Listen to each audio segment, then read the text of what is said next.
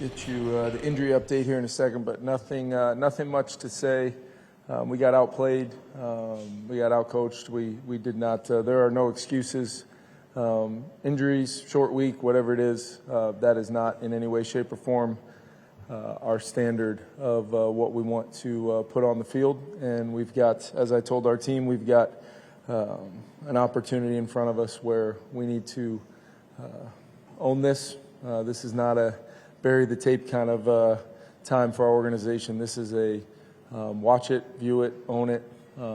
Every coach, every player, and it starts with me. I did not have our team prepared to play, and we'll go back to many aspects of what we need to improve on from a standpoint. In many ways, shape, or form, on initial feel, it feels like a lot of technique, fundamentals, things that are correctable. I believe in our players wholeheartedly. I believe in every opportunity we have, we're going to go out there and put our best foot forward, both on the practice field and every opportunity we have as a team. I think we'll be able to get healthy in some spots here that are critical for our ability to have success. But once again, injuries and any other excuse, if you go looking for them, you'll find them. We will not be doing that. We're going to meet this head on as an organization, and that's what we're going to do. Injury-wise, Christian Darrisaw tried to give it a go. I want to commend him for trying to do that on a short week, coming off of what's been a trying time for him early on in the season after such a catastrophic, significant knee injury a year ago. Just couldn't continue to give it a go. Josh Oliver, X-rays were negative on his right foot, but we will need to MRI that foot, ankle, and see what's going on there. He's pretty sore. Jeff Okudah did get a concussion, and Jonathan Grenard got a right ankle. He'll also be evaluated tomorrow. Kevin, Blake said there was just a lot of sloppiness. Yeah. I think we've got to. There were some times where, we were down on the edges, at the tackle spot, but it felt like it was more than that to me. It felt like there was some sloppiness, like Blake said, in the interior, getting guys covered up, seeing if we could simply, execute our quick game. At times was more difficult than it should be. In some of those ball out plays, trying to, avoid,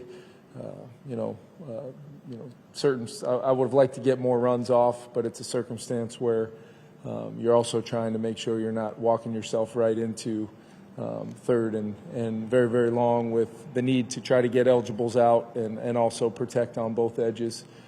So it's a little bit of a, trying to figure out the best way to activate the healthy players we do have, in our receiving core and TJ in the passing game. But I got to do a better job, mitigating the challenges that we face in a game like we did tonight, and it wasn't good enough.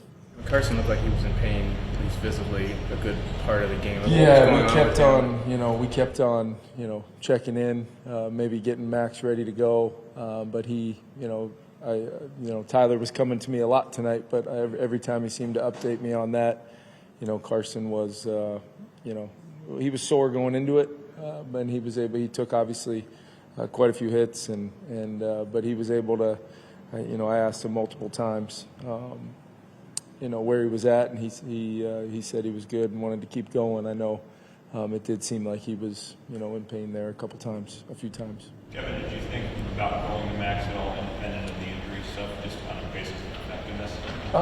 Yeah, we did. I think, what you have to, Carson's a veteran player. He understands kind of some of our circumstances tonight.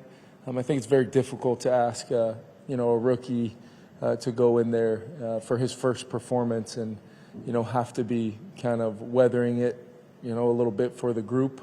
I did think about that at different times in the game, but at the same time, the confidence we have in Max and the upside we see in Max is real. We just, you also don't want to send him out there and force a level of kind of figure-it-outness that's probably beyond a guy playing for the first time.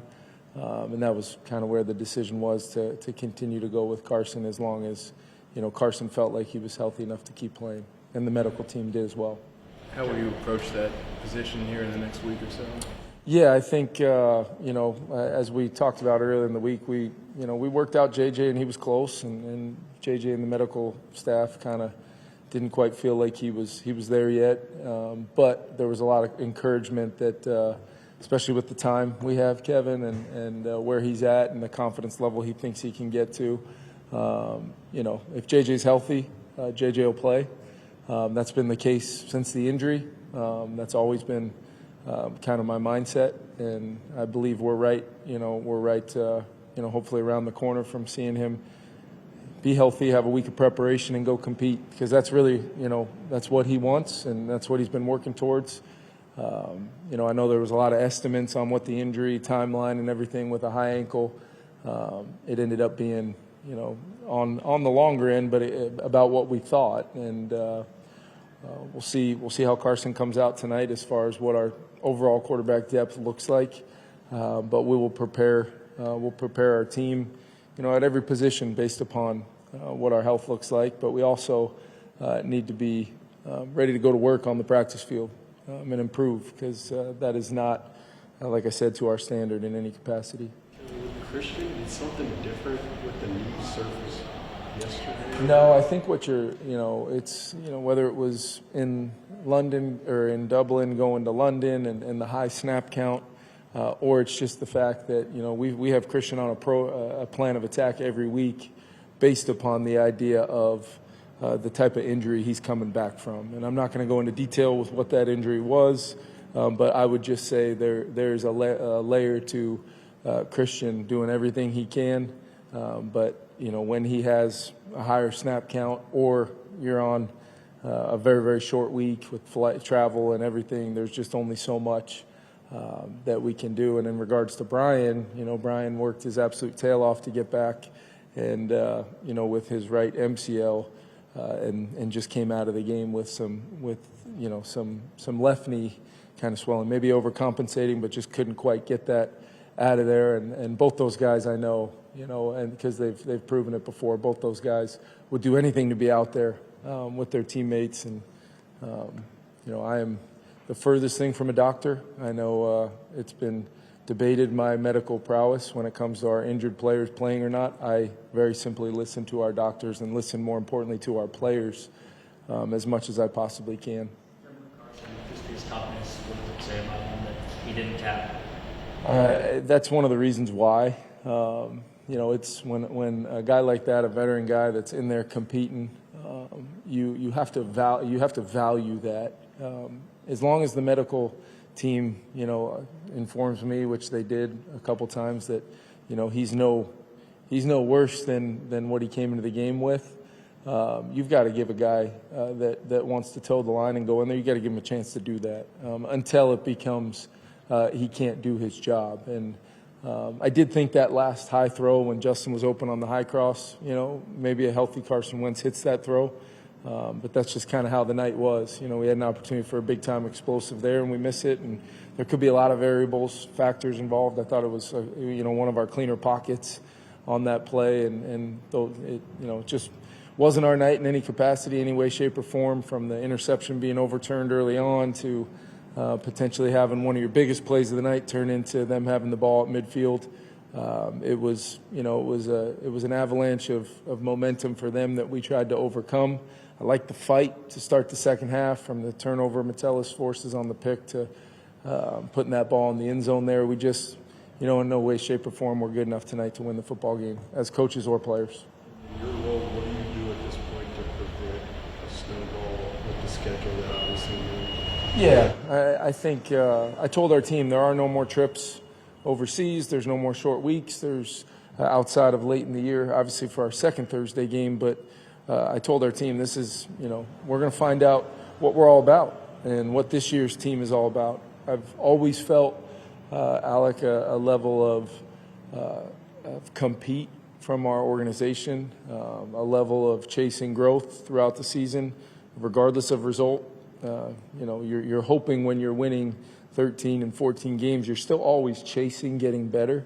But clearly, if you need a result to motivate you, That's not the type of organization we want to be.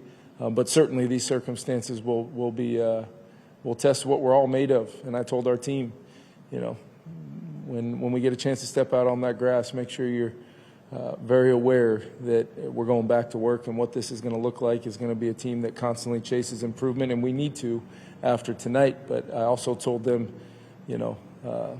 take honor in being a man in the arena and what that means.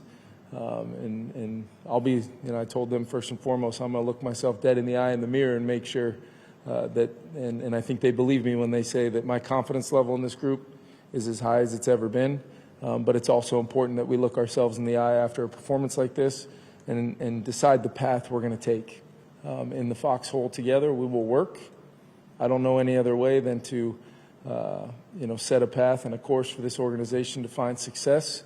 And I'm going to lean on our coaches, and I'm going to lean most importantly on the locker room and the players and what they've built in there to go attack this thing.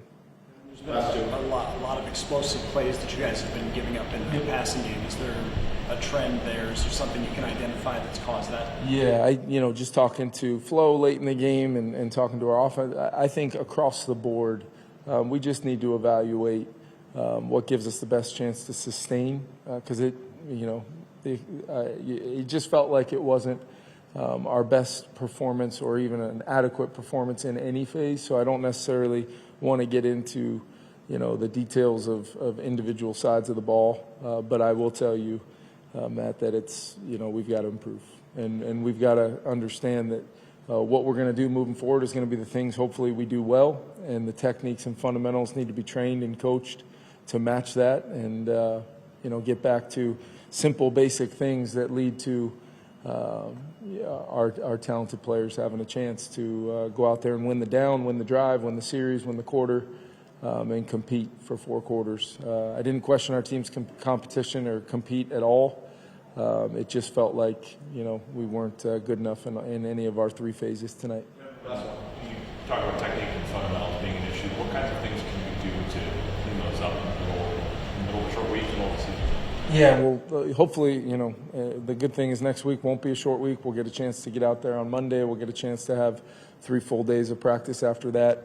I thought our guys, 2 years in a row, these Thursday games, we've had very physical, kind of down to the end type of, games at home the week before against good teams. And then we just, I don't believe we ran out of gas tonight. I don't believe we did enough things well enough to fight the fight and match our willingness to compete with the, playing against a really good football team at home and not doing a lot of things that give you a chance to find and seek out the momentum and see if you can capture it and keep it. It's a real thing, and we let it get away from us early tonight and weren't able to get it back. Thanks, everybody. Carson will be in next. Thank you.